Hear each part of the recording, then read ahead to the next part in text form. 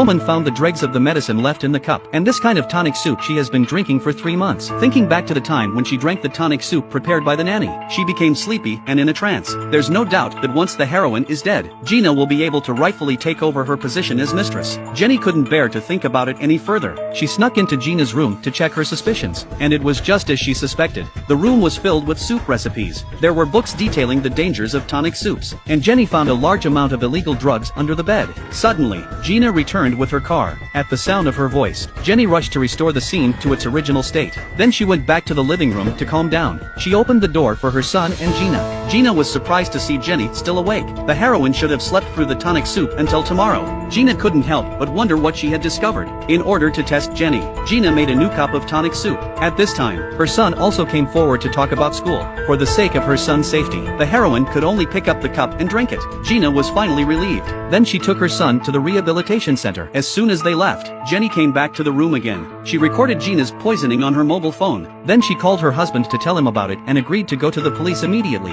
Coincidentally, Gina returned. Jenny hurriedly hung up and greeted her. In response to Gina's question, Jenny said she had to go out to buy something. Gina thinks that the heroine is very weak and should stay and rest. Suddenly Jenny saw a little blood on Gina's face. This makes her nervous about her son's safety. Realizing the problem, Gina wipes it off in a hurry. She explains that it's just tomato juice. Gina knows that she's been compromised. She threatened the heroine that her youngest son was in her custody. If you want to see him, do as you're told. In the end, Jenny had no choice but to get into a stolen car. The car drove away from the city to a remote town. By the time the husband returned home, his wife was long gone. The only thing left at the scene was his wife's mobile phone. Inside was evidence of Gina's crime, which the woman had just recorded. That's when the husband realized Gina's true nature. On the other hand, Gina took Jenny to the countryside. She told the heroine her son was inside, but when Gina came in, she realized there was no one there. It turns out her son is safe in the rehab center. She's doing this so she can take out Jenny quietly and replace her. Of course, Gina had another agenda, because the body of her online friend is also here, so that if she kills Gina, she can fake a suicide scene. As soon as she said that, the two women fought together.